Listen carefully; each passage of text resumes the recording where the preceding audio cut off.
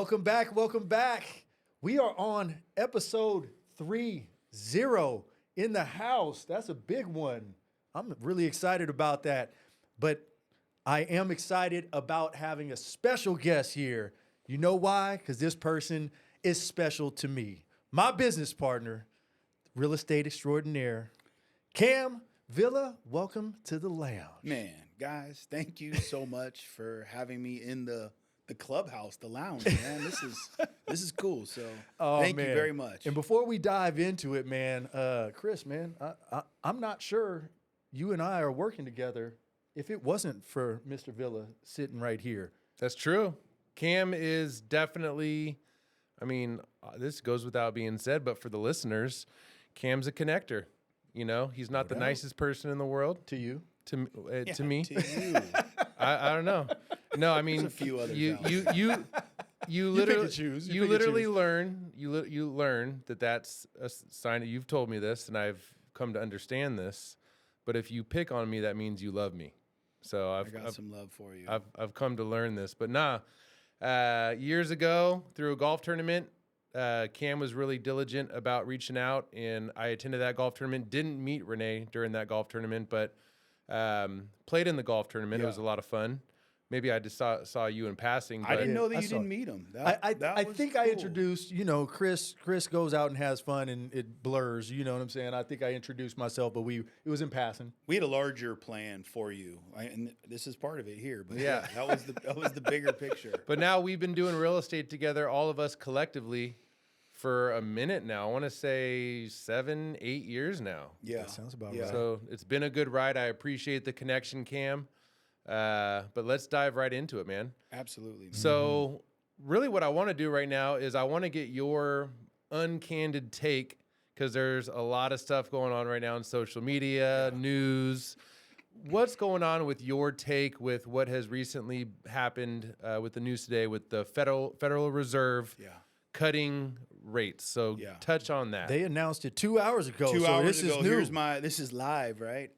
First, I think anything that's home purchase related is always going to be like on the micro level. If you want to buy a home, that's for you, right? I don't think that your neighborhood or your culture or your family needs to tell you that you need to be in that opportunity. So homeownership is like a personal choice. What happened today? The Federal Reserve cut rates by 0.5%. And those rates are different from the mortgage rates, but I think Rene and I kind of engaged that conversation as a whole. We kind of stopped fighting it a long time ago. What's happening is they're lowering short-term interest rates, car loans, home equity lines of credit, HELOCs, all that good stuff, right? So what's happening now is the banks are going to be able to offer a lower index combined with their margin, which creates an interest rate offering to clients. So people have an opportunity to lower their credit cards, maybe do a car refinance, maybe get a loan that they've been sitting on or haven't had the opportunity to qualify for. Maybe they can now. So if there's somebody out there that has like an 8% car interest rate on their auto loan, maybe it's an opportunity for them to reach out. But overall, I think there's still a lot of people. This could be people that already own homes, or it could be people that are looking to get into home ownership to buy their first home, to where they're just getting like very surface level information, and they're like, well, we don't want to do anything because rates are like in the high 7s. Yeah. So touch on that and give us some reality because there has been improvement over the past, 6-12 months. There's been improvement. I think that for the mortgage rates, we've already been planning for this cut. So it's already showing in our rates. These are the lowest rates that we've seen in 2 years. Mm-hmm. Yeah. So what that means for loan professionals is we're able to kind of access those past clients again and kind of have a little bit deeper conversations. What's the big plan? For the last 2 years, it's been very surface level, right? I'm not going to ask you what your interest rate is. I want to know what you're doing in your life.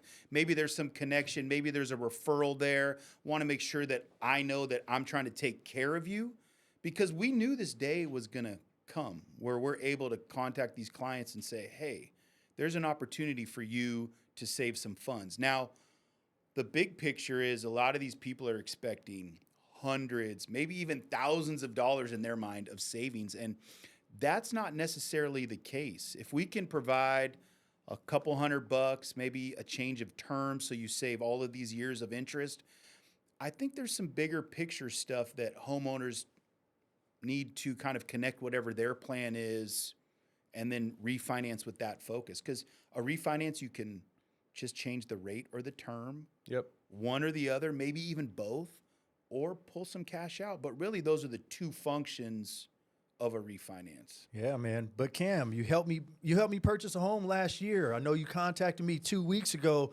Even last week we were talking. Yeah. And I wanted to wait until today because the rates are now down by a half. Absolutely. Do I get a half better today than you did when we spoke last week? You do not, but you do get an improvement. Why and I not? want to make sure that I compare your current payment to the opportunity to a new one.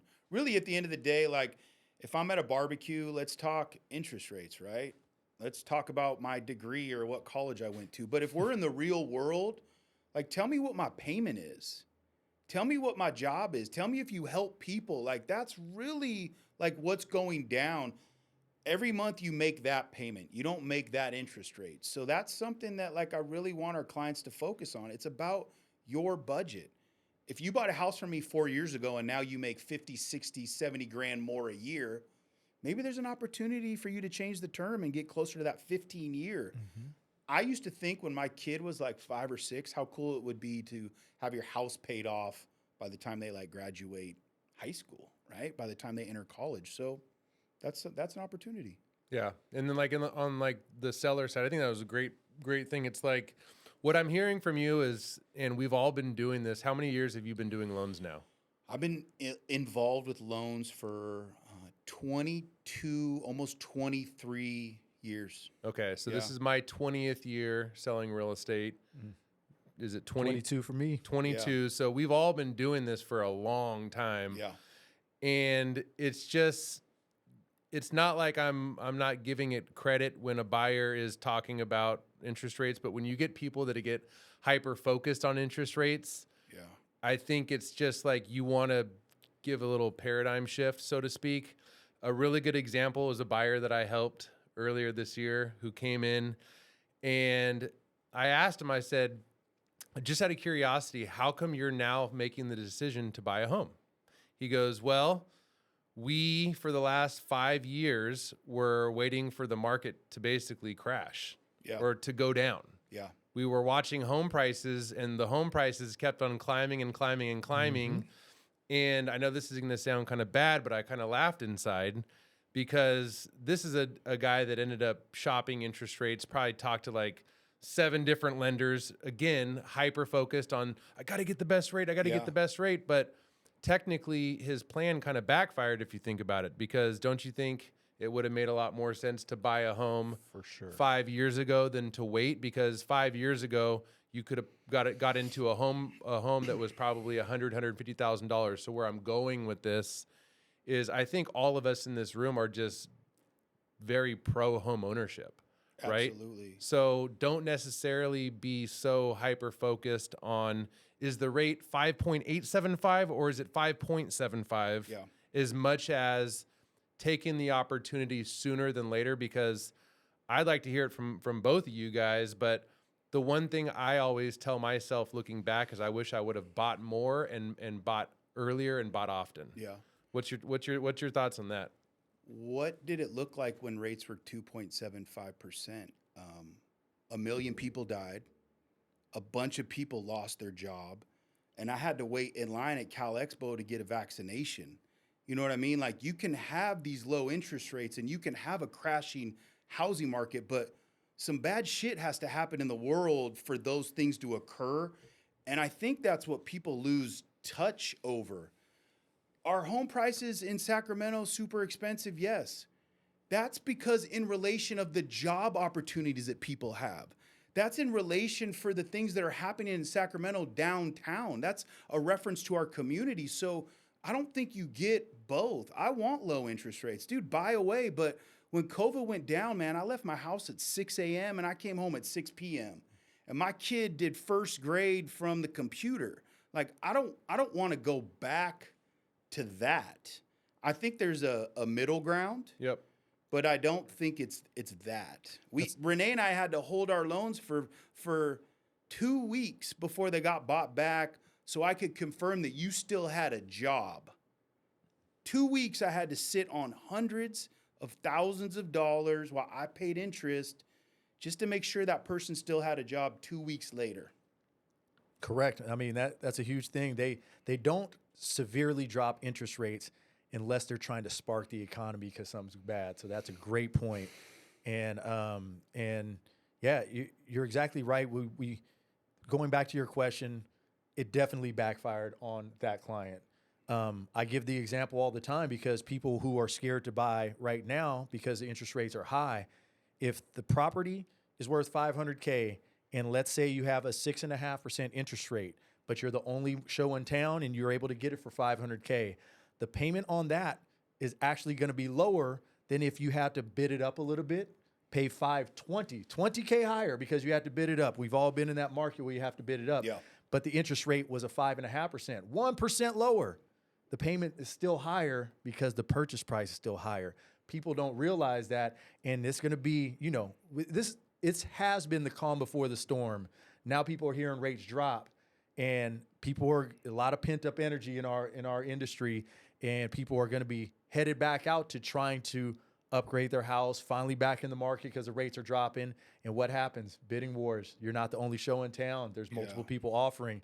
That's when it gets real ugly. You bought your last house when you had to bid well over purchase price, right? Yep. You guys did my loan. You guys have done both my loans. Yep.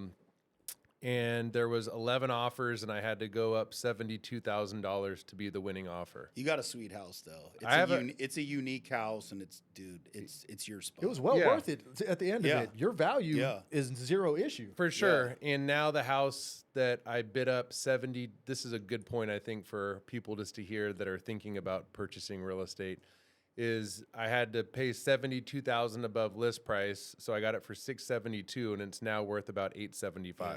And you moved into the Arden area. A nice family moved into your house with Barely moved in the Arden area. It's a badge of honor when you get to have Sacramento next to your street address. When you have like Carmichael, you know what I'm saying? I mean, from Arden Park. Yeah. So for the people on YouTube, they get to see the AP. Oh. We're gonna, I don't know if I can pull these pants there up. It is. Man, the only person in the world with a Arden Park tattoo. There's only one. Man. I'm There's glad a good story behind, this one, is it a good? That's what we're here for. I mean, I don't know if it's like it's not something I like to live with, but it's a good, Sometimes you find out how small your world really is, and but that's life. But to circle back on that, I want to put myself in the same shoes of. I know we're going different. Because I want to ask Cam in a second. Just tell me about some of your recent closings. Yeah. But before I get there, I like putting myself in the shoes of my clients, right? And there are going to be people out there that have been, in their homes for X amount of years that have been strongly considering selling, but they, and I think this makes up a large audience right now in our area, but they're not selling because they have a 3.5% interest rate. Yeah.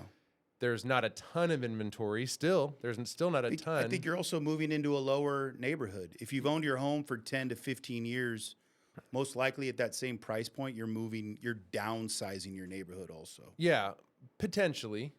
Or you're just basically, at the end of the day, it really just comes down to your life and your lifestyle and what you truly want. Yeah. Like, do you have kids? What schools are those kids going to be going to? Kendra and I were strongly considering moving back to Midtown. Just like being on the grid, like being closer to things. Mm-hmm. But at the end of the day, we just kind of fell into that category of, Quinn's going to be going to Rio Americano probably in the next 2 years.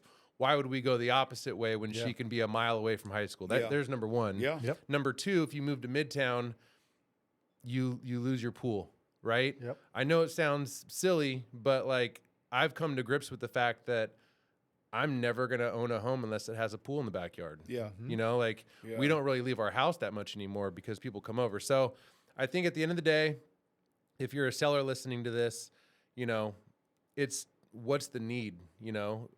I might be, you might make an argument that, if the need is there and your payment's going to be $1,000 more a month because you're taking on a higher interest rate, it might still make sense, right? And then, maybe keep your fingers crossed that rates do drop a little bit more, refi out of it, your payment will get better. So I'm curious to know from you though, give me some like real life examples of your most recent one or two closings. Yeah. Who were those people? What did it look like? So my last purchase closing, I had a daughter qualify for a home and dad gave her a large down payment. That's what I'm seeing a lot of, this transfer of wealth, right? Mom, dad, grandma, grandpa, a close relative has some funds to give to a child for home ownership. I think there's good two parts to this. One, as the gifter in this economy, you can pretty much say, this is your inheritance. Thank you very much. Do the best that you can, right? Because if they have the opportunity to make this transfer now, let's do it now, right? Let's not wait till some tragedy or something happens and then you go through probate and you get these funds at the end, right? So that's the first thing I'm seeing. Yeah, he's giving me some really good insight. I might have to make a phone call to my mom after this podcast. And I'm seeing folks that have some high-level jobs being able to kind of regionally move into this area. I got introduced to an extraordinary gentleman who is a very high-level AAA executive and moved from the Bay Area where he was renting into Roseville. And we were able to, one, cover all of his closing costs with the seller credit. So the gentleman literally came in. He said he wanted to put 20% down. That was the number he came in. But I'm starting to see families wanting to make the move to regions that are an upgrade from where they live, possibly the school district, possibly the opportunity to have more land or more availability to the community. Like, I want to be able to drive all around my area freely and not look at my watch and go, hey, it's 5 p.m. We're stuck here for an hour or so before we can go to the other side of town, right? I think that's a big part of it. I think one of my favorite things about Sacramento is people are still buying homes because of the neighborhoods. Yep. If you have an opportunity to buy a home in Land Park, Tahoe Park, Arden Park, even my neighborhood in Colonial Heights, there's a lot of things that you can check off the box and you see these homes and you're like, hey, this is the one.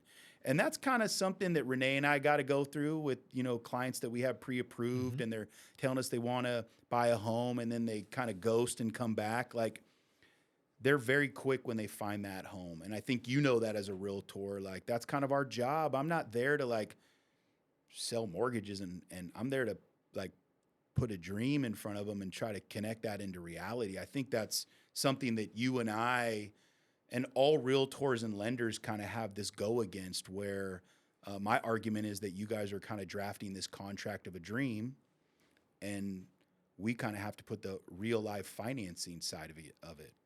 And we're all talking about the same thing here, right? Mm-hmm.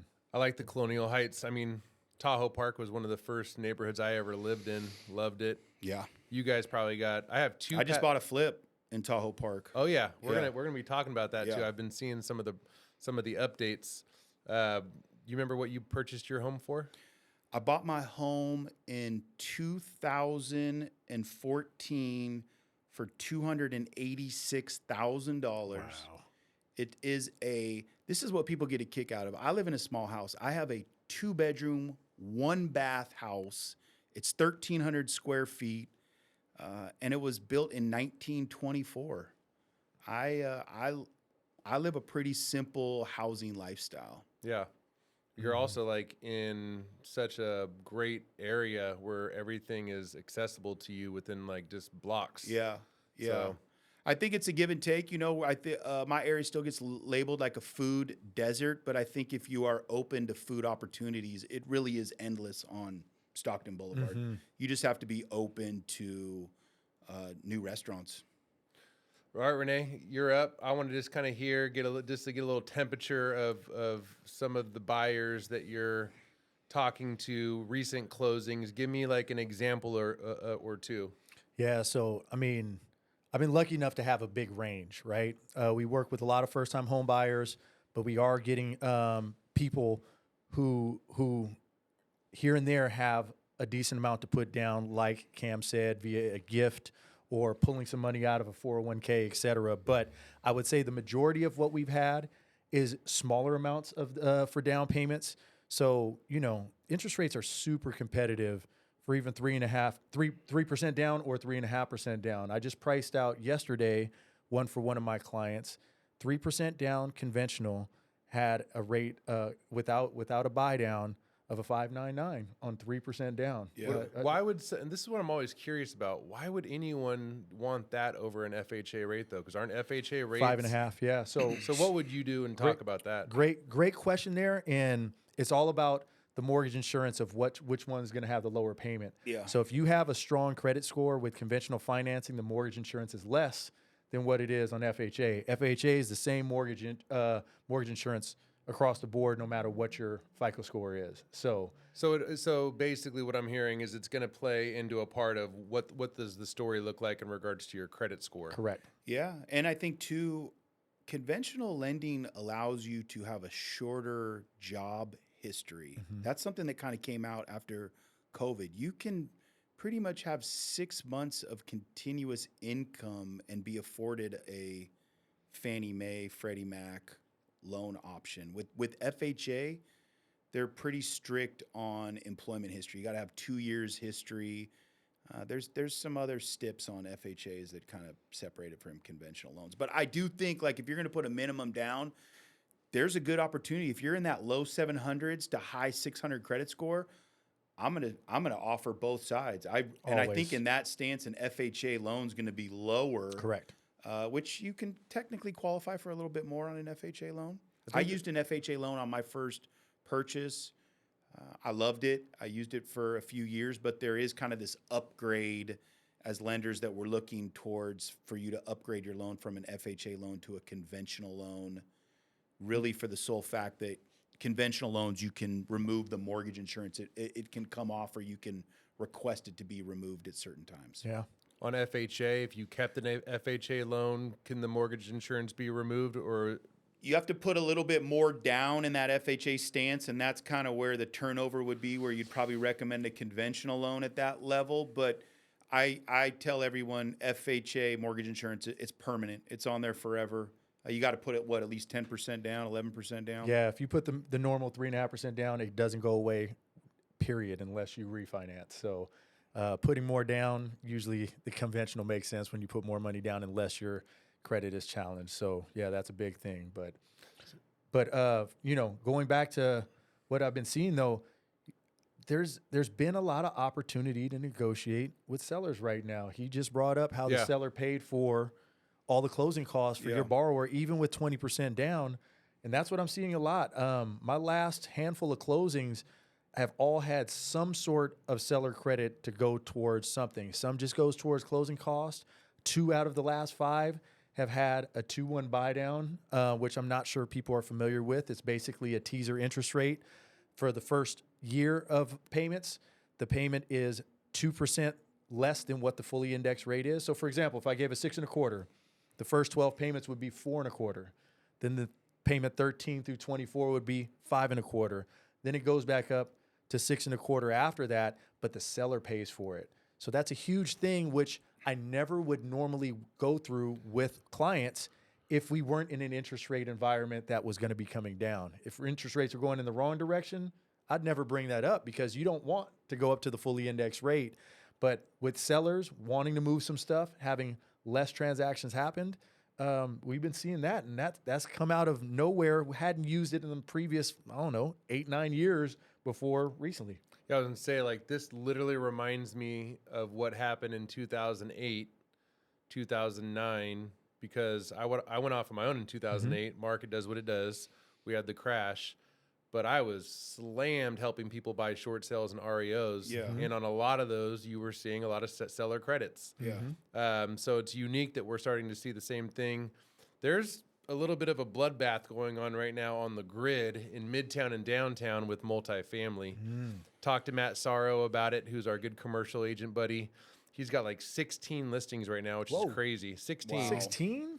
16. Go mad. I did a search, and I've been searching this, a lot of it because, you know, my Midtown properties finally under escrow, escrow, congratulations. under contract. I was getting nervous there. So hopefully we can slide it through. But basically what Matt said is a lot of commercial loans are coming due. Yeah. So you had a lot of these. These probably apply more to like the 4 and up units. Yeah. If Not he's touching them, absolutely. Yeah. And so, you know, commercial loans coming due. There are people that are wanting to park their money out of state, but I remember when I bought that duplex, and this is like, you know, the example I'm going to use where I think a buyer can kill it right now is if they want to offset half of their mortgage and buy a duplex. I think it's a super good move, especially right now because you can easily get seller credits. Yeah.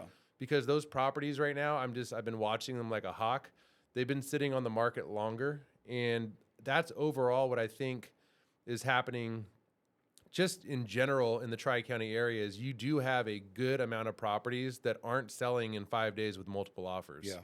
So take advantage of those properties, get your seller credits, and just kind of go into it with that. So shifting a little bit, let's talk about the flip. So how did you, I know a little bit of the backstory because I talked to Dana, but this has got to be exciting for you just getting into that world. So we were eyeing a house in Tahoe Park that is literally 6 houses from where I live. And it's a duplex that has 2 separate homes on the same lot. And probably like a lot of things that go down is it wasn't like a traditional sale. It was initially a couple that was divorcing, and she was assuming the funds. So there was kind of this opportunity where it kind of seemed like the sellers were removed from the listing, and we really kind of did our due diligence on all the inspections, checking out things that we had to possibly repair. I went in with 2 other partners. That's one thing I'm learning about the flip stuff is kind of this partnership. They're very hands-on putting this build together. I kind of facilitated the financing, and I'm handling all the accounting. I call myself a gopher, right? I kind of like being in this position where these guys are kind of telling me what to do. Usually it's like reverse, so I kind of like playing this role of support. We just bought it a month ago. So we've owned it for a month. We've already got some permits in there. I got a fine from the county. I almost got red tagged.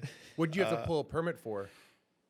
We pulled a permit for some plumbing stuff. And really the permit purpose, from what I understand, is just allowing and letting the city know that you're taking the correct steps in a flip or a renovation project. I kind of look at permits of saying that we're going to respect what's happening in terms of the build and what the neighborhood looks like. I think that's really one of the reasons, at least from my point of view. But we got a lot of work. We're probably putting between 50 and 75 into the home.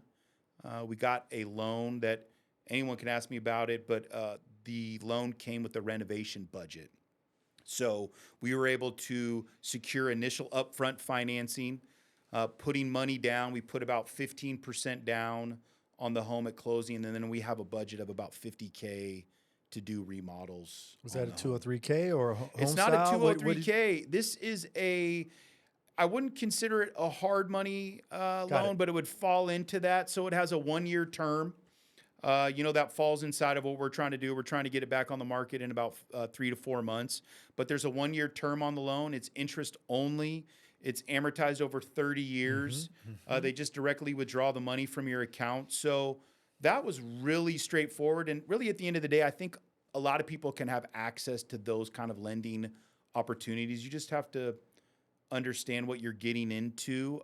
Worst case scenario, you have to sell the house and you get your funds back probably. But it's a big learning experience. I've never been in this before. I would say from the flips I've done, what I like about that loan the best is that you got it for a year. Yeah. Usually, like on all of the flips I've done, the hard money is like they make it very clear that you have 6 months to get in and get out and pay them back. And I went through, and that's a great point because there is a lot of money like that, especially in Sacramento, right? There's a lot of personal names that people will give you in contacts where you can ask for money when you're doing a flip project. I needed someone to really hold my hand and talk to me like I was a client and a customer. And really, that's kind of the first route that I did. I do think I chose a rate that was comparable, so I don't think I lost out on that, but definitely a little bit more organized in terms of how I request the money. Because I honestly, I'm kind of one of those learners where I need someone to kick my ass. You can't give it to me light. You got to stick it to me, and they kind of told us how it was going to be. So that's kind of the route I went. So is it a duplex or is it It's two a houses? duplex. Yeah, there's two address. Well, there's two separate addresses to it. It's two separate units, so there's two units on one lot. So they're not connected. They're not connected. That's hilarious. That's the same type of property that I'm showing Blake tomorrow. Just Yeah. asked me yesterday. Literally about just it. asked him yesterday. You So come check I should it ask out. you, man. So- Come check it out. so for this one that I'm showing, so let me ask you this: does it Yeah. have two separate parcels or one parcel? It's just on one parcel. So that's exactly what Exactly the same. what I'm showing tomorrow. It's got There's two addresses, but when I try to reference this, and it's all everything we've checked it all out. But when I reference the second address, it is what it is. Everyone references the. So the do you have front an address. do you have an idea of what? I'm not going to hold $1 you. trillion. Yeah. Oh, what was your question? What do you think the price point? Give me a range. 625. I'm thinking of this one.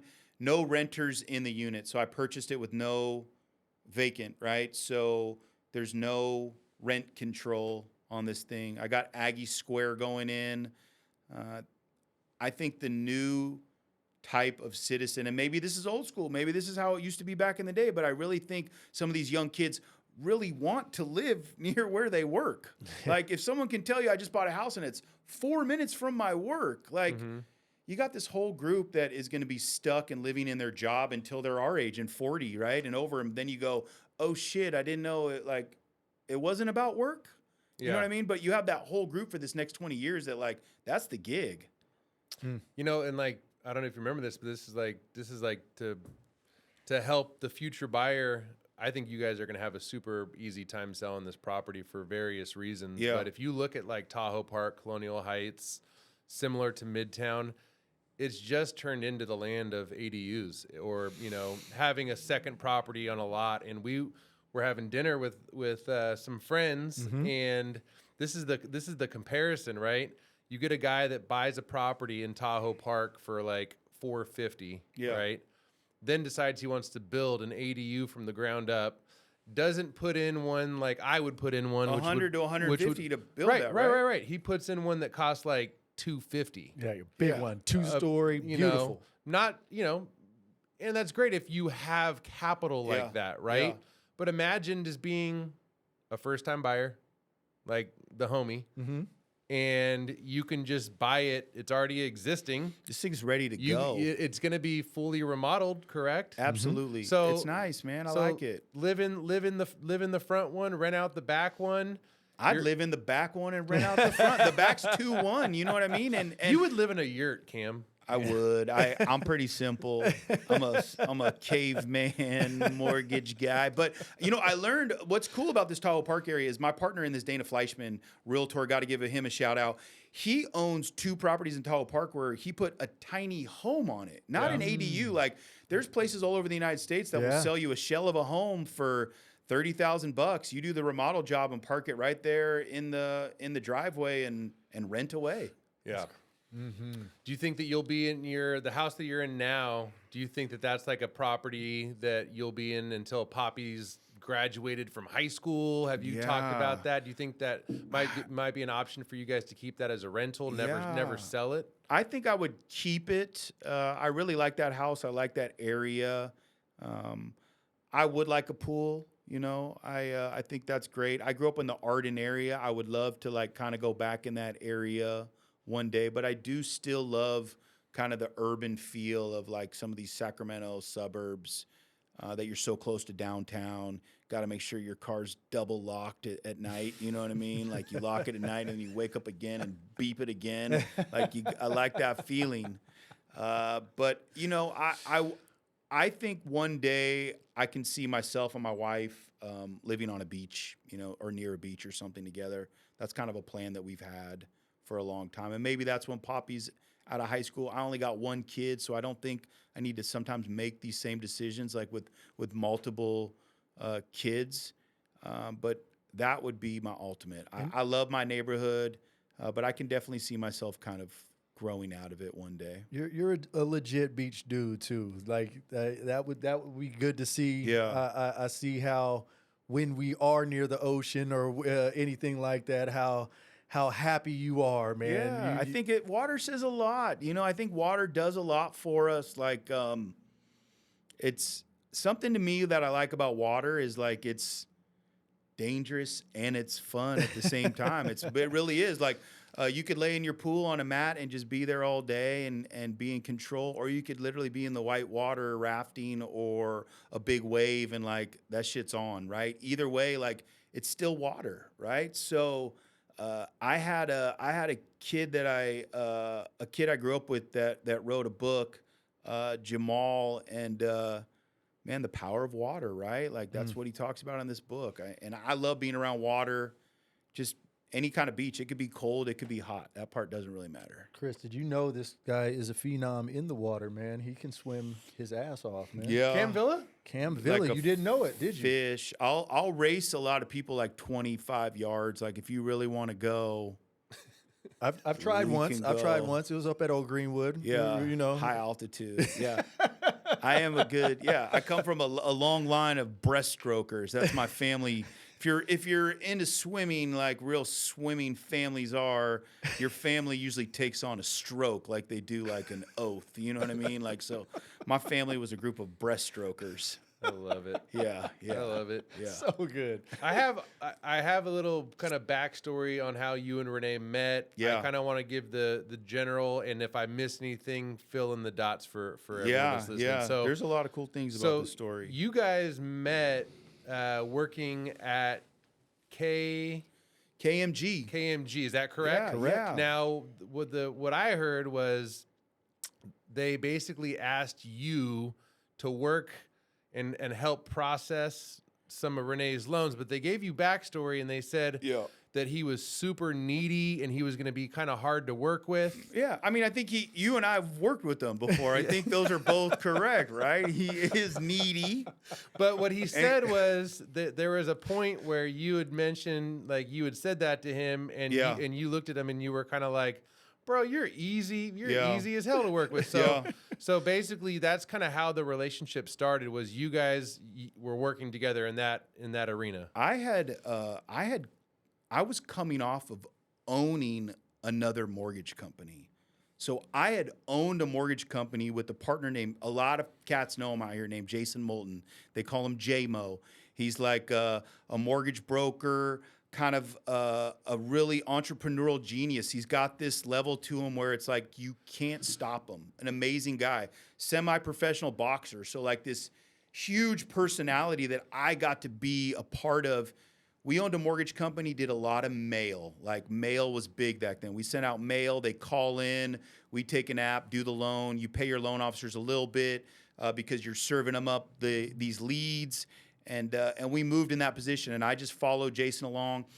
When that environment changed, I decided that I wanted to go back to school. I had always wanted to be like a teacher. I've always had a dream of being like a college professor, maybe teaching finance, maybe teaching social economics or economics, but that was my dream. And I went back to National College to do my teaching credential and get my master's. So I decided to do that, and I knew that I had to get a job at the same time. My wife, Jamie, who is an unbelievable, like, hard worker, was working for Groupon. So she was literally like taking care of the fam. Like, she's a salesperson. She's a hustler, has always been that way. She was a loan officer, in fact, before I even became a loan officer. So I owned a mortgage company as a processor. And that's what trips people out. Like, I would process the loans. I didn't want to be a loan officer because I was like, those guys, they just screw around and just throw shit, see if it sticks. Like, I'm the one that's got to step up and close this thing, so I always had that stance. So when I left, had to get another job, told someone that I was looking to do some light processing stuff so I could go to school. And Ted Capel hit me up, and everyone knows KMG Mortgage, like extremely reputable in East Sac. Everyone knows Ted Capel and his fam. The gentleman takes extraordinary care of his employees. Probably in comparison to the way that we take care of ours, man, this guy was unbelievable. And it really gave me a sense of appreciation of what you do when you do take care of your employees. So hats off to him. But he came in with a very strict request to work with this individual that people were having a hard time working with. He was a high-level producer, expected a lot, said a lot. And I think really verbally, Rene's words is what kind of turned him off to the group, because he would be very straightforward on what he wanted. And if you couldn't provide that, he would ask why, or ask if there was an option. And if you can't give someone an option or a why, then like they just keep asking, right?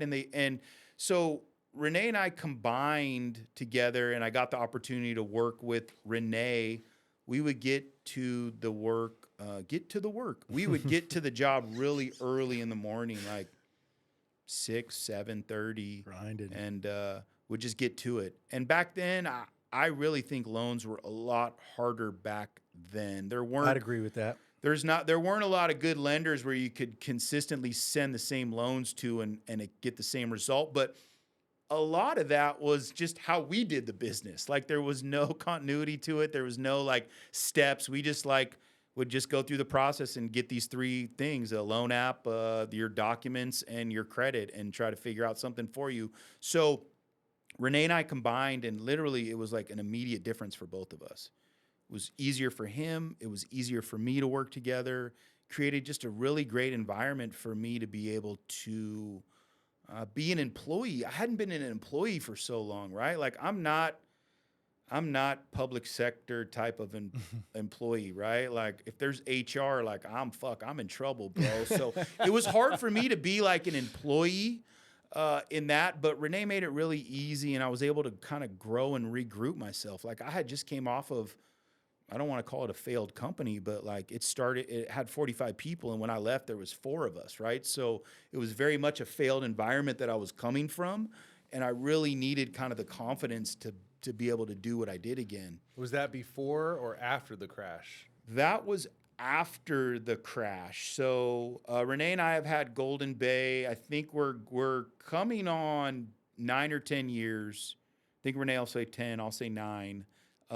We just went over 9 of the first submission of our loan. Yeah, I funded the first loan. For sure you did, of course. But I wasn't working for Golden Bay at the time. Oh. Rene did the loan for me. But really what happened is Rene and I came to a point where Rene had his broker's license for years, man. Mm-hmm.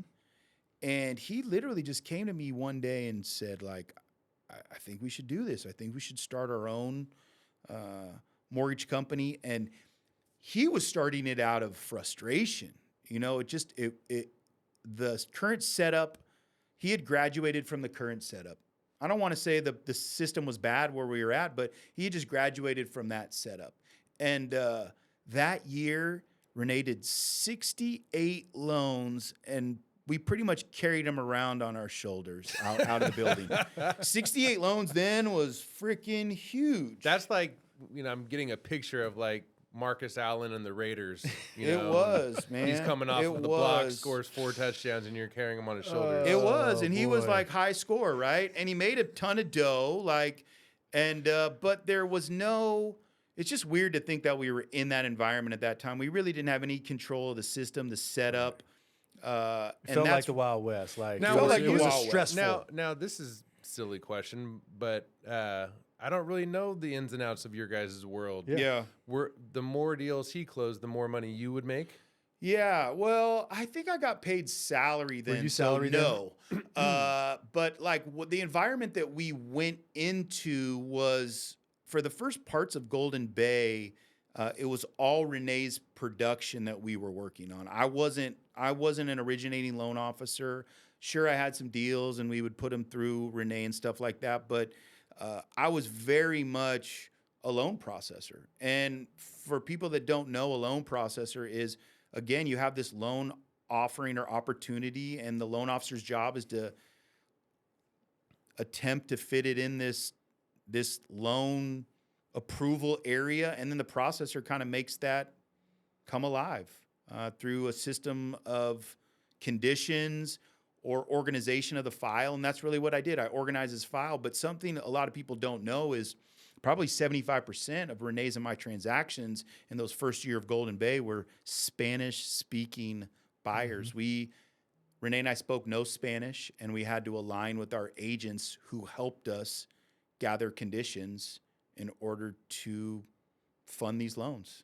That's wild. It was wild. That was literally the whole system. And even now, that is, for us to depend on that as a majority of our income, that was just the way it was now, but that just doesn't even seem realistic. Agreed. Like that we would even That do explains something like your that. passion and enthusiasm and love for Mexican food. Now I'm kind of like putting it all. I thought you were going to say something good. That's good. Yes. It really was. And we had this connection to the city of Richmond. Yeah. I think that was something else. Like, we only did loans in the city of Richmond. Did that have to do with you, or I It know was that with Rene. No, it had no connection with me. It was all with Rene. And we had no business in Sacramento. And that was one of my challenges when we first started. Was, Rene, you need to like establish yourself in Sacramento. He's still got the 510 number. Yeah. But that was the big thing. Our business was not even in this area. And he was very combative with me when we were coming up with the name for this podcast. Yeah. Because I wanted it to be from Oakland to Sacktown, and he thought it wasn't business professional.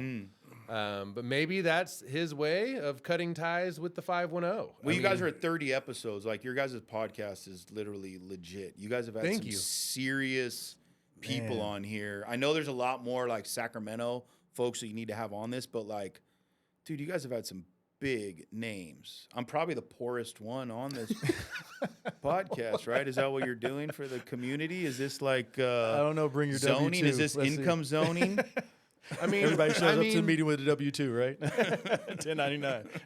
That's what Faye used to say. That's how I used to interview people. Bring your taxes. Let's see what you're. See what what's you're really talking good? Like about. as I'm thinking back of all the guests, probably one of the ones that was really special was having the Philharmonic be one of our first guests and being a struggling artist, and now he's like, Yeah. I mean, Taking he's, over, he's man. really starting. I To love his take off. Tiny Desk episode. It was incredible. It's one of the top episodes on there in terms of numbers. sure. Like, it's wild. Yeah.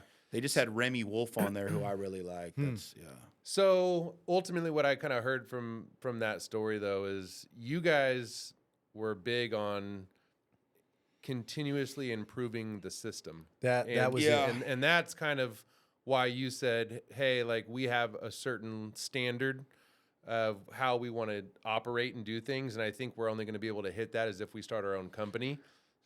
I agree with that statement, and really what it was, I guess at the time I wasn't thinking in my head I need to get to this many loans. That wasn't it. But my reputation and how these clients left working with me was so important that I was like, this isn't. I was so stressed on making sure it was a great experience that the stress level and trying to fix that was not viable. His attention to detail and being such a bulldog with the underwriters and even with our clients and tracking down stuff was that same relentless passion that I had to make sure that I explained stuff well and everything like that. So, we've always called each other yin and yang with how we are, but We it was really a are. match made in heaven on that. The funniest part about all that is, as I'm getting to hear more of Cam's story, I'm like, Cam's just a chameleon. Because what I'm hearing is a lot of your strength zone is being inside the office. Yeah. Like you mentioned on the flips, like kind of what your role, so to speak. Not saying that you're not getting dirty, but your role is kind of the behind the scenes guy, right? But I can speak firsthand. One of the best talents that you have is being able to network and talk to people. For sure. Which is kind of like what Rene, not putting you on blast. Oh, I struggle with But that. I think you would prefer to be kind of by yourself. Yeah. Well, For that's sure. really what it was for me. Like, I was able to be behind the scenes because Rene is very accessible to people. He needed to push himself on that direction, and I needed to be more of a listener, let stuff go down. Like, he said that I was a bulldog. In 20 2 years or 23 years of doing loans, if everyone that I've ever worked with, you've never heard me scream on the phone. You've No. never heard me call someone a name or a swear word ever in 24 years. The bulldog part is every time that I am on the phone, I'm trying to connect with that person. Because I know, like a motherfucker, I'm coming back to ask for something and you're going to give me that. And if I demand it, it ain't coming my way. But if I proposition you to let you know that you're doing X, Y, Z when this goes down, then that's the setup. One of my things I always tell my people, get rid of the emojis. Get rid of the exclamation fucking points. Like, that shit is not professional. Don't tell me have a nice day and put a smiley face on it. Like, that's not what I'm here to do. I'm keeping it that way 100% of the time because when I have to ask you for a favor, it will never come out of hat, right? Like, it's never going to be, where's this coming from?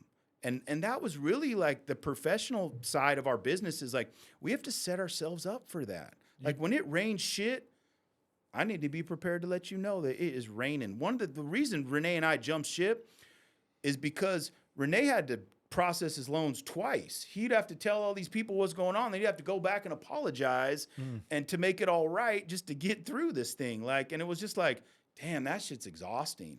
Let's just do it our way. And then one of the things that we said is like, never change your game plan for the 2% that don't agree with you. Like, no way. We used to go, people would complain and Rene and I would sit and think about all the ways that we would have to change something. And then eventually we were like, this is just one person. Like, it's one person. That person might mean a lot to us, but it's just one person. We need to make a process that is like relatable and something that we can measure. So when like shit goes bad, we can just pinpoint where it went bad.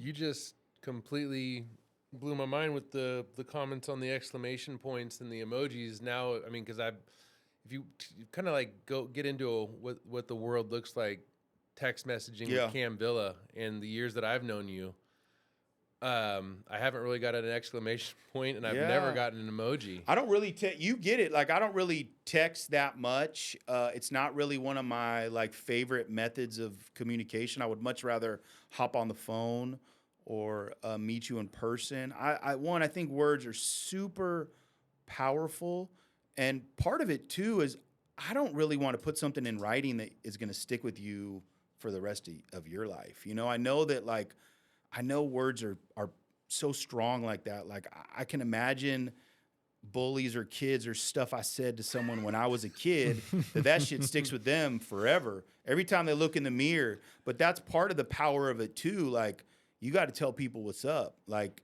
if you don't plan your life out how you want it, someone's going to plan it for you. Yeah. When he said it the way that he said it, you're like, oh shit, right? Like that. Like that's why I'm like, I need to team up with him because that's how he used to. The underwriters, they wouldn't get no leeway. We all go by guidelines, and a lot of them go by feelings. And he's like, nah. This is what the guideline is. This is how we're gonna get this done. And you know me, I keep everybody around me who talk shit to me. Yeah, I need that stuff. I don't like.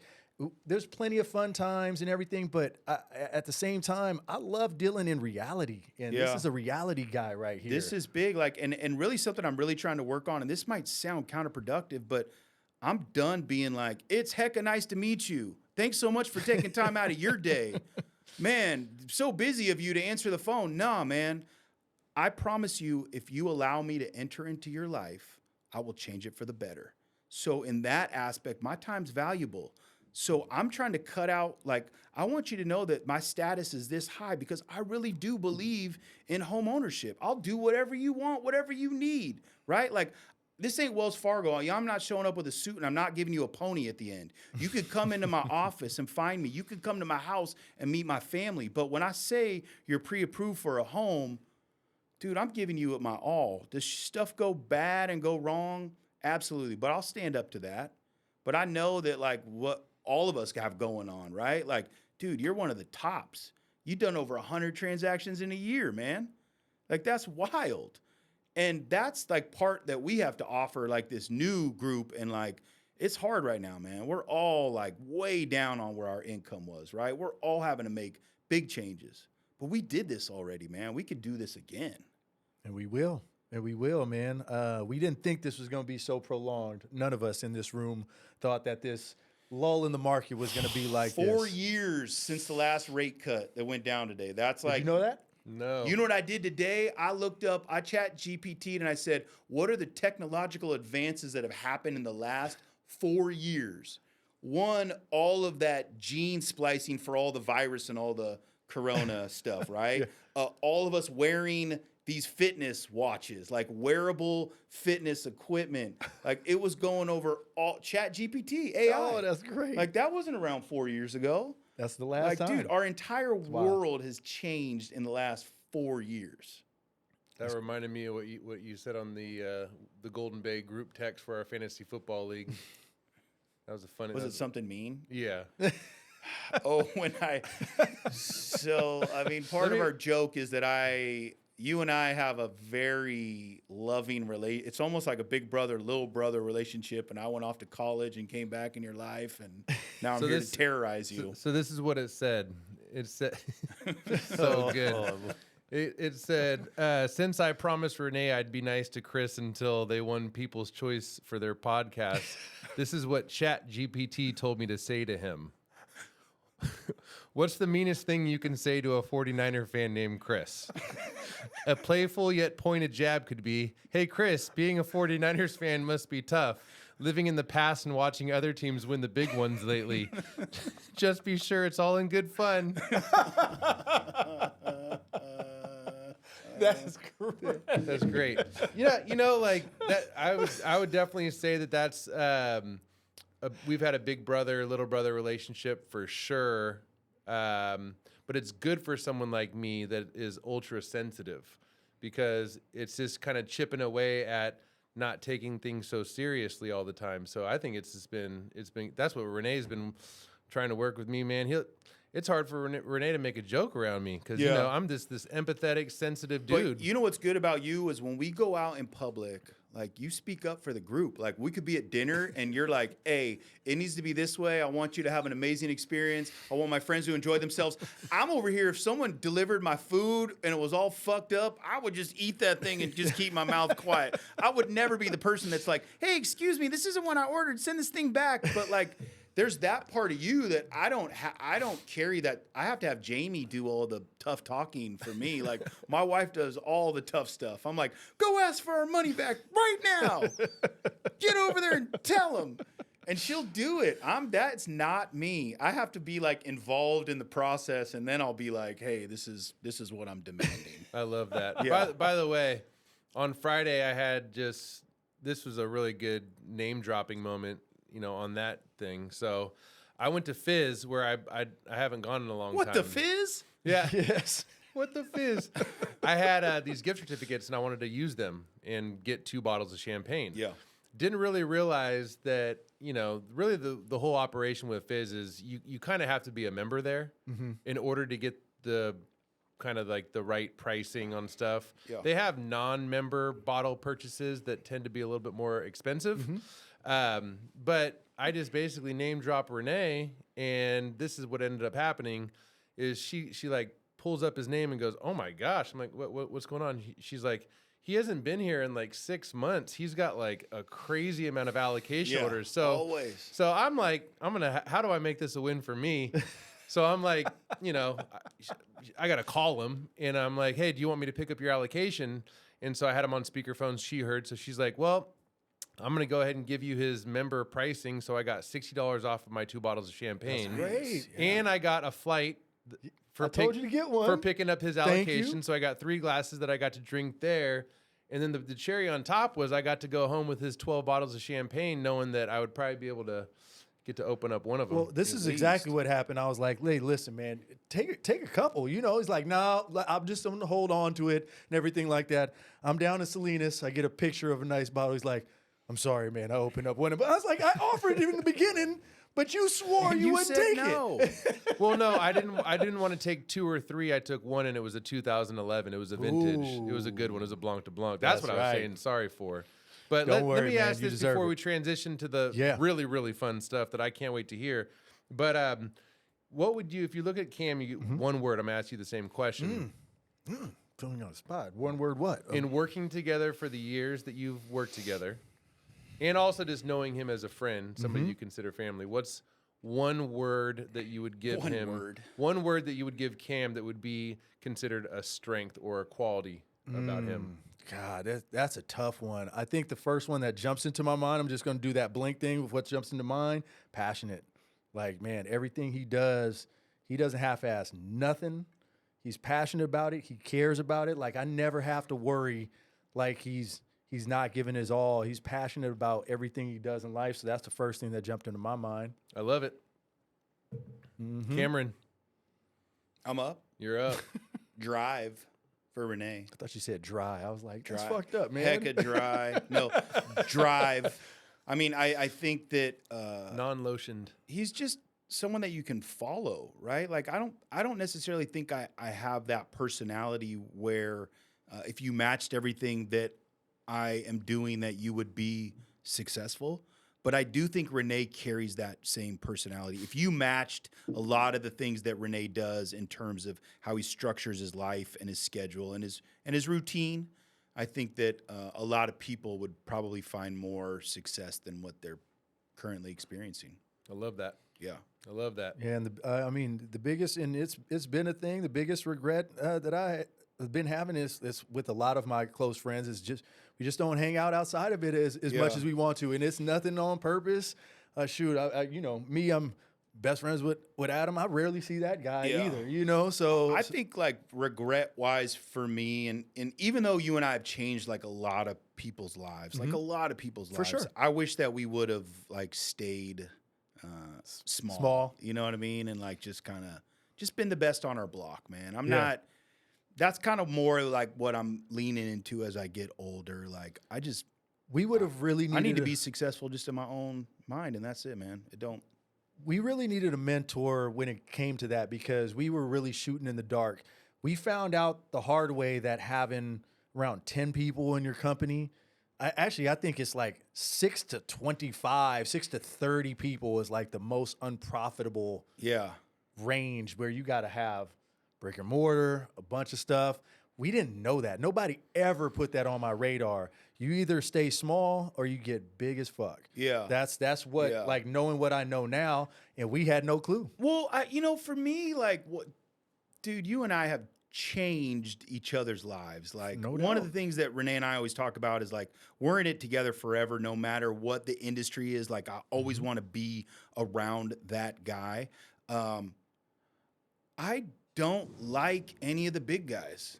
I don't like what they look like. I don't want to be around them. I don't want to feed off of them. Like, they got a ton of success. Go get it. You know what I mean? Like, whatever that looks like in your world.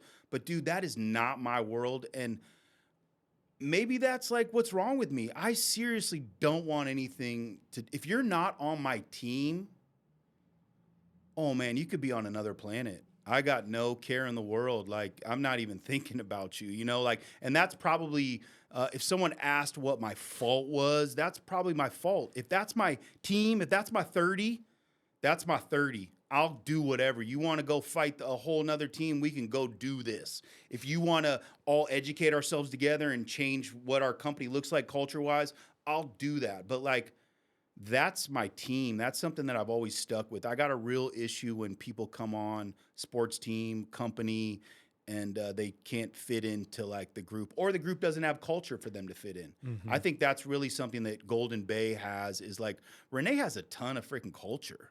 Like, he has a ton of expectations, and I think on my passion side, like, I just expect a lot. I think that a lot of these people have no clue like what they're doing, and they're coming to you and saying they want to buy a house.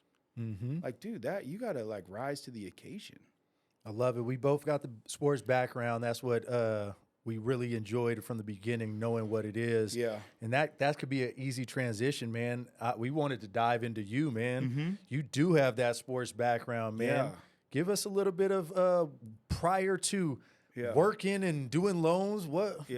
Talk about Cam Villa growing up, I think like growing up, I was part of a really active family. I have a brother and a sister. I come from a blended family, so my blended family, stepdad and all that, kind of got together when I was in 5th and 6th grade. But always had an active family growing up. Like, my parents camped and we would go skiing. Skiing was pretty big in our family, so learned how to do that at a young age. And as I got older, really did all the sports, baseball, soccer. Wasn't like extremely like, number one, like, but always was a part of a team. Wasn't like getting picked last or any of that kind of stuff, right? So always active. When my parents got divorced, really, I think all kids, there was 6 kids in my family at that point when this blended family got together. So I have 4 sisters and a brother, so 6 total. I'm the oldest. It was always sports. My mom was a kindergarten teacher, and my stepdad was an engineer, and he is a Hall of Fame baseball player at UC Davis, played at Rio Americano, like real like stud, but super smart. And that's what our lives were when we were young: academics and sports.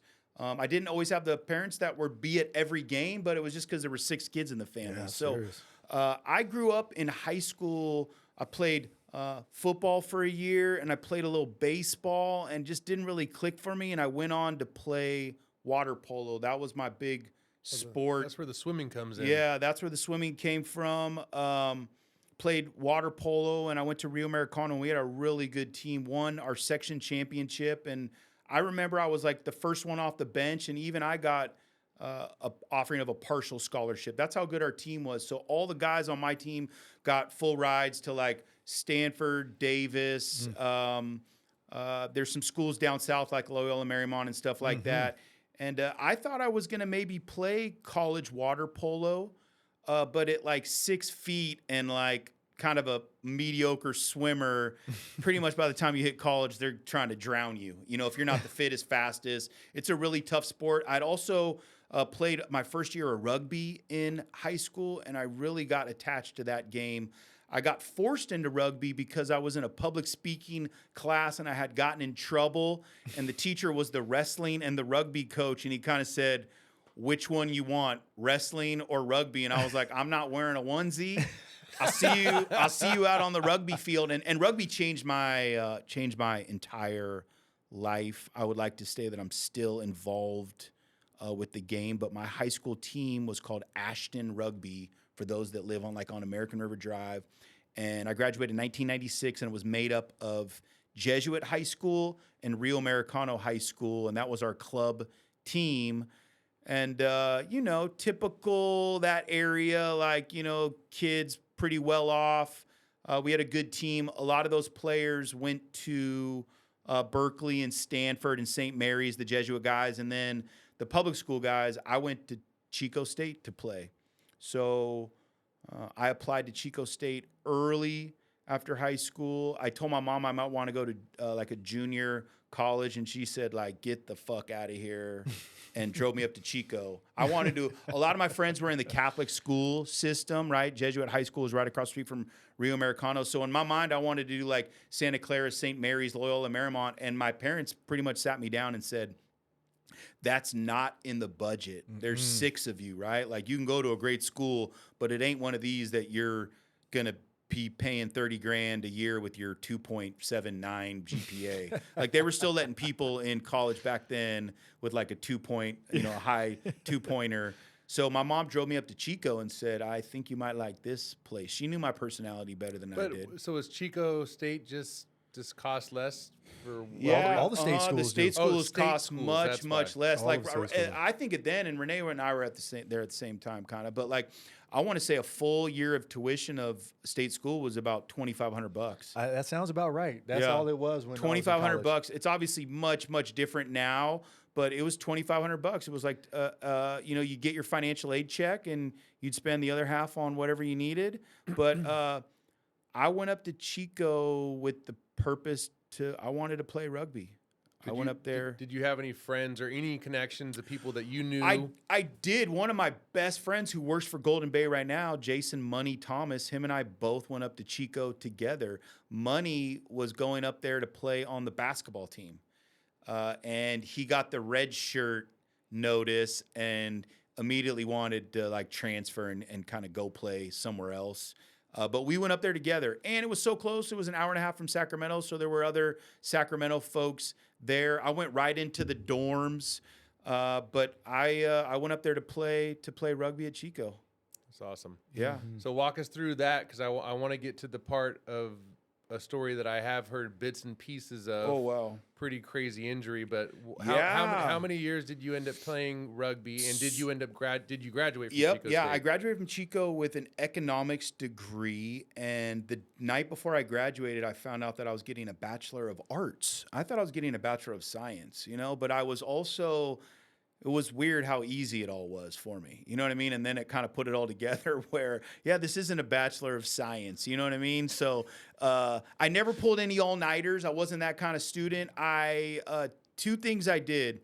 I was very square in college, right? Like I didn't really drink, smoke marijuana like all the other kids, but I wasn't really a big drinker.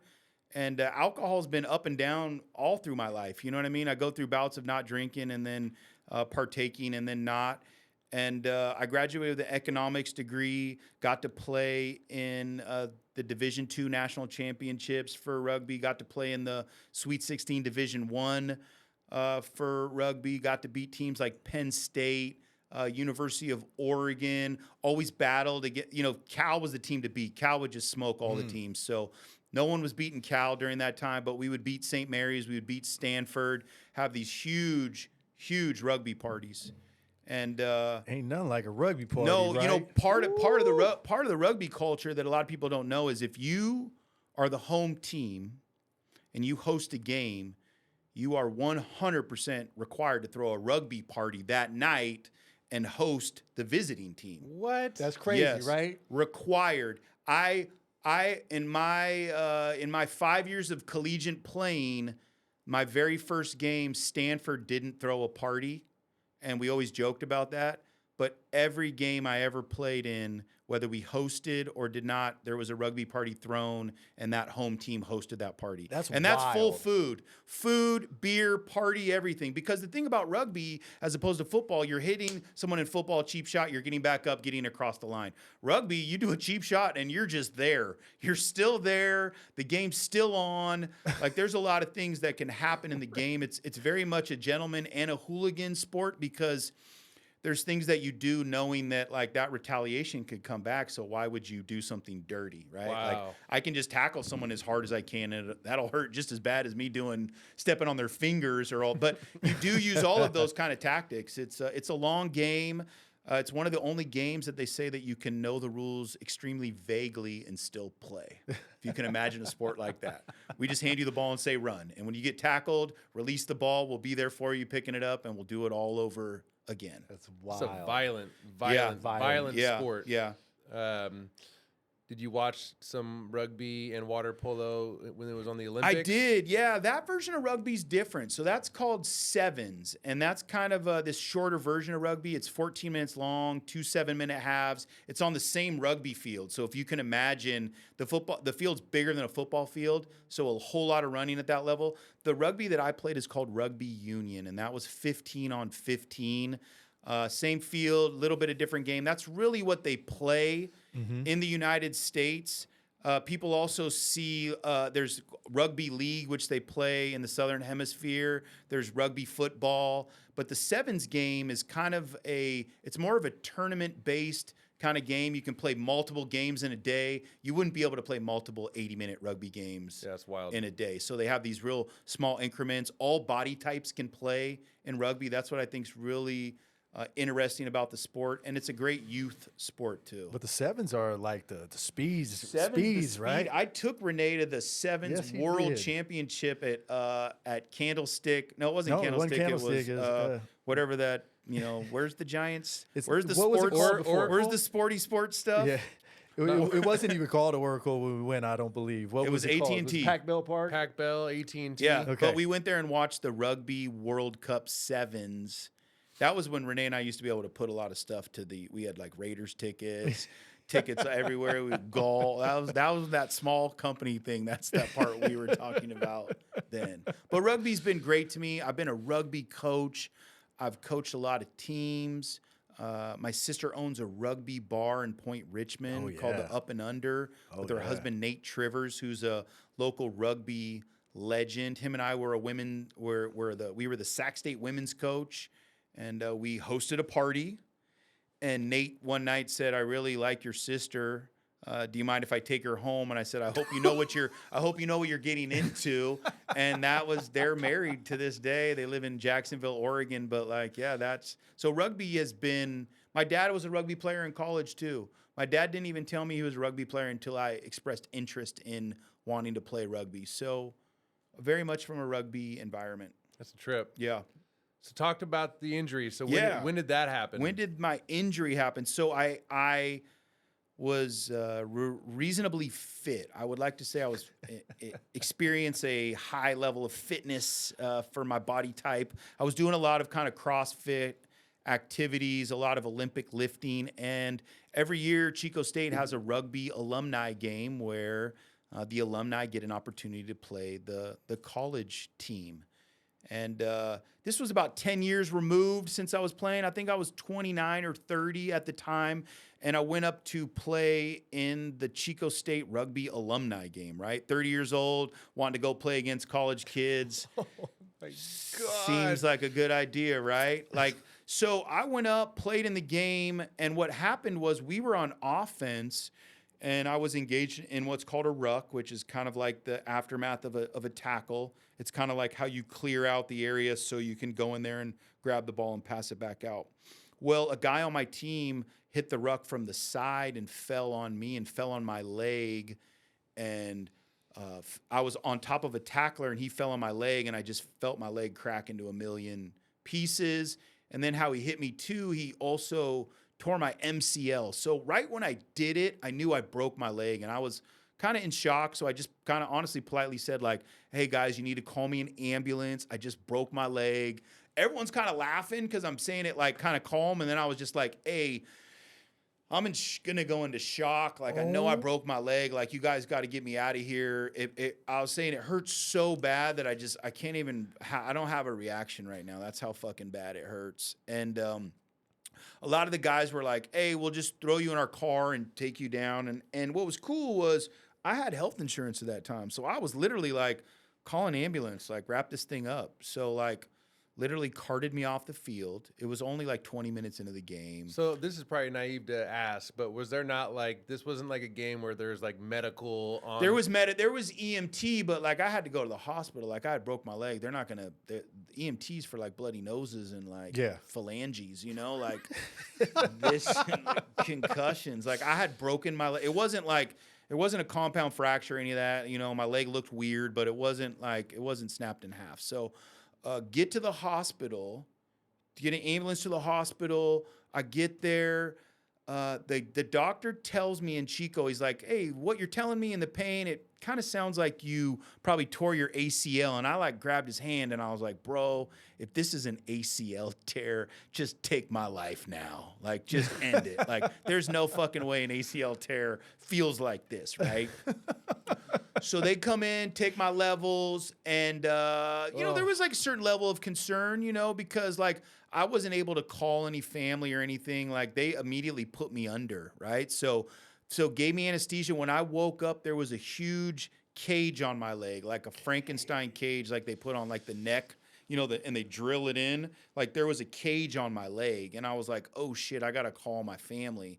So my wife, who was my girlfriend, and I called my mom, and I was like, "Hey guys, they're telling me that I broke my leg." And what happened is I got what's called a tibial plateau fracture, which is a common injury in a pedestrian car accident injury. Pretty much what it means is you shattered your leg below the knee, like the top part of it, right? So both bones like broke, tore my MCL. The tough part was, this is the funny part. One, I had to have my mom come up there, right? And my girlfriend. And this was Chico, bro. We were partying the night before. And I had shared a hotel room with like 5 dudes. So like my wife and my mom had to come and clean up my hotel room and like go through all these clothes and be like, "This looks like Cam's clothes," or, you know, like pack my bag for me. There was probably like paraphernalia all over the place. So they had to go pack my bag, come to the hospital. The doctor comes in my room and he goes, "You know, I've done this surgery before. It's not something I do regularly, but we could definitely do it here. And when he said that, I was like, get me out of this fucking town. Yeah. And I had my mom call UC Davis, and they were like, get him down here. I thought you already went into surgery. They only did it to like To put the cage on. to put the cage on my leg because they didn't know what to do with me yet. Oh my God, Yeah. bro. Crazy. This So is like, so intense. my mom What's the pain? called and was like on the phone with UC Davis, and they were like, "We'll take him. This is a regular surgery that we do. This is usually what we do from Chico and these surrounding areas." And they were like, "You want the helicopter or the ambulance?" And I was like, "We'll just do the it was." And they gave you like this price quote, right? Like the helicopter was like $100,000, like the ambulance was like $5,000. That would have been dope if you Yeah, rode the right. helicopter. But I didn't really. I mean, you see you see all the helicopter stuff, like Hawaii trips. Like I'm staying off of a helicopter. Every time I go to Hawaii, I see a helicopter crash. So they drive me down in this ambulance. I'm there in an hour at UC Davis. Chico to Sac in an hour, dude. That was a great time. But I stayed in the hospital for 8 days. I had a tibial plateau fracture. They had to do this major surgery. My leg was so jacked up that there was no cast on it. Straight up. It looked like I got a shark bite. No cast on it because I had to start moving it immediately or it would have like just kind of, I don't know if like it just kind of calcify or how that works, but that was like the concern. So many breaks that if you're not moving this thing all around, like it's going to kind of, they said back in the day, they just fused it.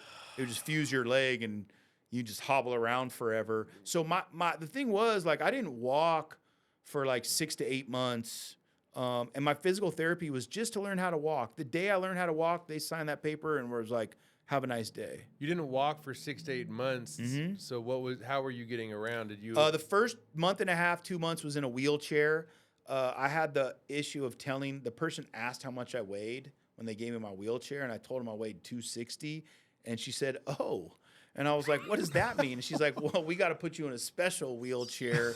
They make this wheelchair that's like, they make a regular wheelchair and then they make this 1.5 size wheelchair. And that's what that one was." So I did that. And then I was on crutches. And then I had a cane. I had a cane for quite a while. And that was Cam with the cane. That was tough, man. That was very eye-opening because I think a lot of us are part of our aura or our personality is this physicality that we hold. And I held none of that after that. I went through this whole thing. And I think I did have some PTSD, but I had this whole image like that I was unable to protect my family if something happened. I didn't even have a kid yet. But there was like I wouldn't be able to protect my family if something happened, right? Like I'm a mark. And I had to live with that for like a long time. And that was part of like the getting back to it. Wow. Crazy, man. Yeah. I mean, that had to have been the hardest thing you've ever gone through in your life. Yeah. Well, what was hard about it was I had owned that mortgage company and my partner pretty much said, "I don't know what the heck we're going to do when you're out." And so I had to really work. I checked myself out of this hospital like within 2 weeks and really started working again. And that was something that I had to deal with. And I think that really slowed my recovery.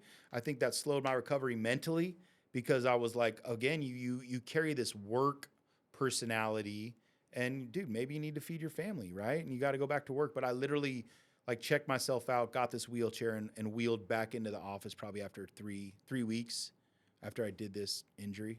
Damn, Wow. man. Yeah. And just the stuff that goes with that. Like, oh, here, everyone asking you what happened, or I could just only imagine that it was Well, just going like, back to work. I mean, how do you have this physical thing going on and now that everybody else's shit supersedes what you have going on? Yeah. You know what I mean? I was just trying to heal and like get back to like my life and I had to like go do all these loans and all this kind of stuff. It was wild. Oh, crazy, my man. goodness. Yeah. Well, I'm sure maybe the recent injury that you've recently recovered from, did that trigger any like I mean, because that had to have been the most serious injury since the leg injury. Yeah, I ruptured my tricep tendon sparring in kickboxing. So I've done kickboxing for almost 3 years. Part of the reason of kickboxing was I couldn't find an activity that like would promote strength in my leg. Like the weight training stuff, I just got old off the joints, So that was like a big thing for me to be able to do an activity like that. I was reaching for a punch and I got kicked on the tip of my elbow. and it felt like someone smashed my funny bone. And I knew I did something, so I went the next day. I went to the fair that day. I didn't ride any of the rides and stuff, but I went to the fair that day, went to the doctor the next day. He's like, your arm's not broken. So I just kind of went on with my summer. My arm turned black. I couldn't do any movement above my shoulder, so that should have been my first sign. Damn. And ran into my sister, who's a doctor, a physician, and she's like, that doesn't look right. And I started physical therapy.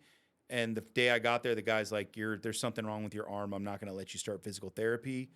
Went and got an MRI, and they're like, you ruptured your tricep. It's torn from the bone. And I'm like, I was out here for a month almost, just kind of moonlighting. And yeah, and they told me that on a Sunday, and I got surgery on a Friday.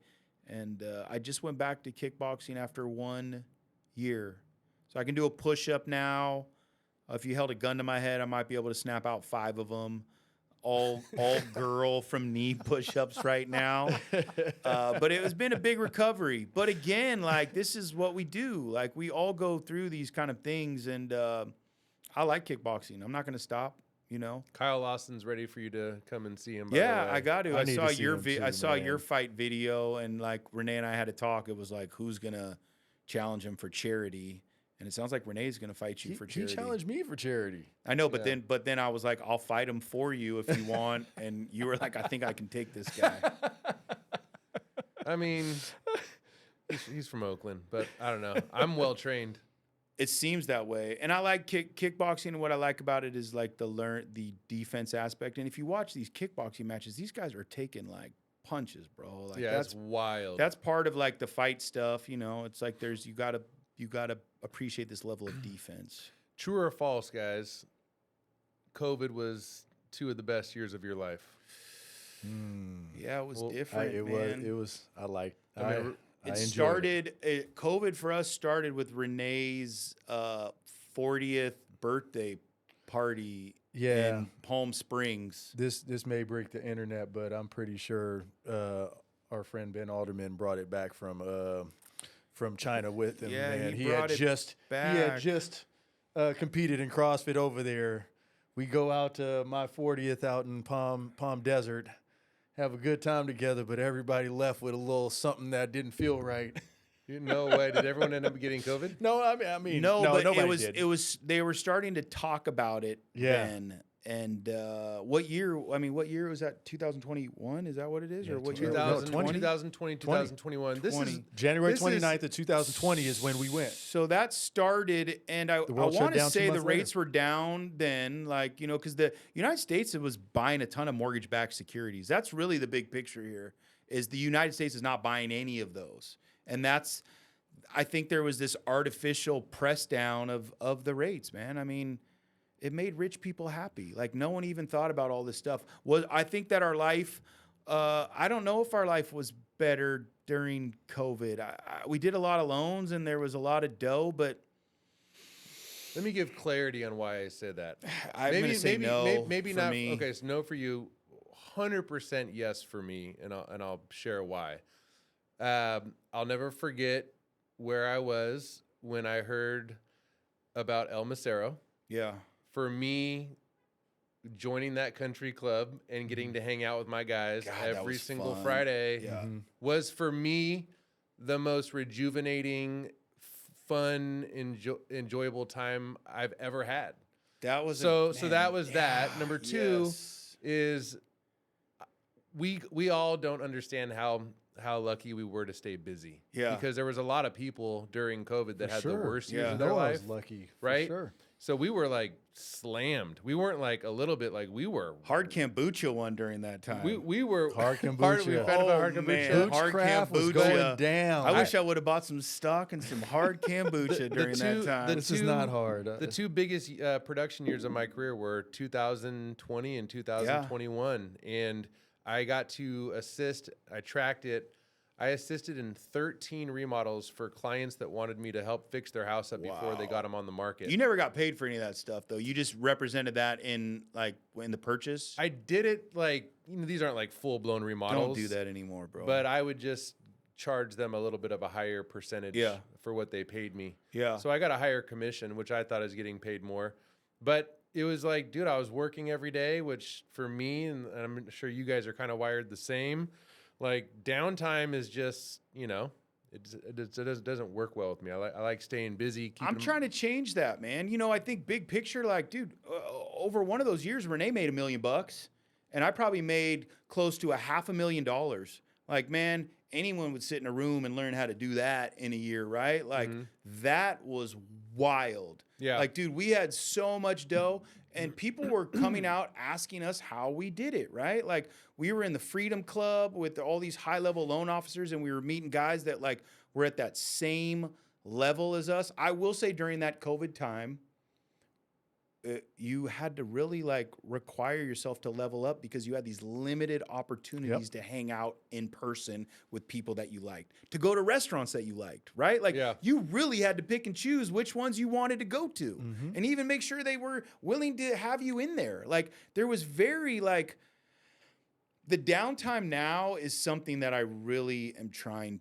to appreciate because like your kids are growing up, my kids are growing up. You're in this love, this new love that like, but I think that there's that we really got to sit down and experience that time. Man, the real estate and the lending stuff, as much as we put back into this, there's this soul sucking aspect of it. Like, and you have to recharge that somewhere, right? Well, I'll never forget where I was because we, back at the old Golden Bay location, you guys, it was the office tied to the CrossFit gym. And I remember like, it was awesome, man. We get our CrossFit workouts in, we'd do a little work together. And I remember Rene talking about El Macero, we all join and man, maybe one day in the future, I can see Country Club on my radar. But I think the moral of the story for me is to just do your best to understand how fast life goes by and to really appreciate each moment as they're happening. And do you not belong to El Macero anymore? No, I left right when you and I left at around the same time. I have never played golf since then as a punishment to myself. Yeah, I'm one of those guys, right? I'm thinking like if I know that Arden's where we're going to be for at least the next 8 to 10 years. Yeah. I'm really interested in checking out the golf course. I'm drawing a blank on the name of it. Del Paso. No, not Del Paso. They wouldn't have you. No, there's another one like off of Madison. Oh, Northridge. Northridge. Yeah. So they wouldn't have you either. They might have me. Let's transition this. Let's wrap this up. Really what I want to ask you is, this is a good one, and I can't wait to hear the answers. Top 5 places to eat / restaurants in Sacramento for Cam Villa. Oh, man. Gunther's Ice Cream, Leatherby's. I've never met Long Island Ice Cream, Baskin Robbins. And when I'm done here, I'm going to check out this creamery downstairs. That could be 5. No. That's great. Ice cream before dinner. Okay, if I'm eating in this town, I love Cannon. I love I love your guys' connection with those guys too, but I really like Cannon because it's something different. You can really sit down with like 2 or 3, 4 people and like experience something that you've never tasted before. I love Ella. That's my spot. Like if I have a work lunch or something like that, that's where I want to go. That's where we had our lunch. Yep. Before we started working together. And what I think is cool about Ella for lunch is like Ella's expensive, man. And I think really hitting some of these Sacramento lunch menus is the key to have your experience at some of these really, really nice restaurants. And Ella offers that. You get the same experience, lunch or dinner. One of the best happy hours in Sacramento. Bang for your buck. I like Konzai on Broadway and 65th. Oh, they do sushi? It's a little sushi spot. It has like a lunch. I've been there and it's fire. It has a lunchtime menu and it has like a dinner time menu.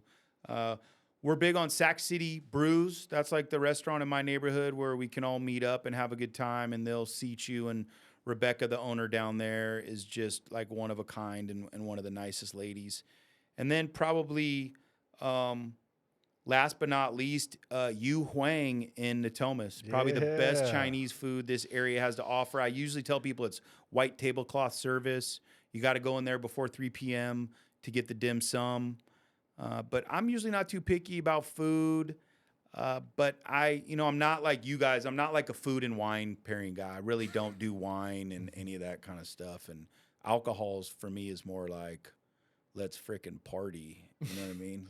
You're fond of champagne, man. You know. Yeah, but I don't really drink. I you really haven't- think as yeah. I get older, like I've been really trying to take drinking love off it. the table. I feel like it doesn't really do anything for me. I love it. Except open my mouth really wide, like if you want me to tell the truth. Like, but other than that, I try to stay away from it now as I get older. We went to Cannon on. I told you guys this before. We went to Cannon on Friday, and the best thing at Cannon by far is not even on their menu, and it's their burger. So I need I've to never try got that. it I there, like their man. drumstick. That Their drumstick drumstick is with that phenomenal. yogurt Yeah. side that they The do. mole. one Yeah. place that I haven't been to in a long time, by the way, that we got to go back. That I think is one of the best restaurants in Sacramento is Origami. I think Origami is. Just I love fire. Origami. I got to do the tasting menu. I Yeah. think really one of my favorite spots is what's the spot across the street from Origami? Oh, the Italian One Speed. Yeah, One Speed. I like One Speed a lot. I I love thought it. you were gonna say Hilltop, but whatever. Hilltop's cool too. I love the Sacramento dive bars. That's where I met my my amazing wife, where I courted her in a dive bar. Yeah. I love it. This is going to be off the cuff, but we know that Cam Villa is very involved with the Sacramento Association of Realtors. Yeah. One of the things I really appreciate about you is that you are one of the very few people that has the correct pronunciation of the word realtor. Yeah. So we appreciate you for that. Realtor. So let's just do a quick little game and just see how fresh your mind is, since you do have a lot of involvement at SAR. Yeah. Who was the president in 2020? The president in 2020, Aaron Stump, Who was the president in 2007? Tracy Cezanne. Damn, this dude is on it, bro. Damn. He's on it. I have to do That's my some double guy. checking to see if Stump was the president in 2020, because you might be accurate on who's the current president. The current president is Sam Tove. Samantha Tove. Got it. Man, And Bree Singh is going to be next year's president. That One, was I pretty challenge dope. you to come back in the rooms of the SAR. You need to come back. I think it's a change. I know you don't so much like that added, association without immediate, gratification. That's not But what it I is. really want to see you back in the rooms, because I do think that you're a great representative of being a realtor. And I think some of these young cats would like to see that. I appreciate that. I think it's really good that you're staying active. Also like what you're doing on your social media, man. You're just very much staying top of mind on education. You're very passionate about that. Yeah. So it's good, man. So let's finish it off with this question. If you don't mind, I'll ask them the question. This is a big one. We didn't really touch too much. You have a wife. How old's Poppy? I have an 11-year-old daughter. She's in 6th grade. 6th grade. So Yeah. time's flying in. She's amazing, man. She is so much fun to be around. What, out of all the things, just to kind of cap it off, what does legacy mean to you? Legacy to me means that my family and friends want to be around me when I'm older, and they want to, we want to share experiences together. I think that's what legacy is. I don't think it's something monetary. I think that I only got one kid, so I struggle with this a lot. Like, I want to make sure I create an environment where she wants to be around me when she's older, and we can learn from each other. So that's what legacy means to me. I love it. Yeah. I love I it. love it. And with that being said, we need to figure out a time where all three of us can get out and golf. That's- ooh, 3 years. I haven't hasn't- played in hasn't- 3 years. He hasn't even swung a club, man. I keep Yeah. asking him. Can he swing? Well, I mean, who told me that I had the purest swing they ever saw? Sterling Sharp. Yeah, Sterling Sharp said I had the purest swing he's Doesn't ever he only have seen. one eye? No. Oh. Sterling. I think what we miss the most, like I'll speak for like the guys that I haven't really seen. I saw Ty, we all obviously played, but is Cam's playlist. That's what we miss yeah. the most out there golfing. Yeah, yeah. Is your music. I don't have a band that I like stick to or listen to. I like songs. I listen to songs. I tell people my style is stripped down folk electronica. That's like what I'm trying to get into. Folk electronica. Man, Yeah. that's hilarious. And the crazy part here, I know we're running up against it. We're about to shout out here, but we haven't hit so many things that we need to hit. You're coming back to the lounge. I promise you. Yeah. And all we're gonna do is get into more stories, man. I'm in. Seriously, I'm in for that. I know. Seriously. Maybe the second part we can actually have it to where we're drinking champagne here. That way the stories will He just. just told you he is not drinking. Yeah. I'm just playing. It's all good. No, he says he I'm comes. joking, and man. I'm goes. joking, man. I don't really drink during the daytime. I feel like I lose. feel like I that's lose track all that of I a wanna lot. do is the Yeah. daytime. I'm living the drinking life vicariously through you two. You guys went from wine, now you guys are on tequila. Like this is cool. I feel like the next step is you guys making your own batch of something. I think that's what I think that's the hella goal. scary. Is. I don't want any part of that. Yeah. Yeah. Maybe your own wine then. Maybe you guys get a couple vines and you guys stomp on them and go from there. I literally quit drinking after wine with Tesh, so I'm done. Just playing. Yep. All right. Well, we appreciate you, Cam Villa. Oh man, thank you so much for coming, man. Man, Love you, thank big you dog. guys for letting me come out, man. This is awesome. We out.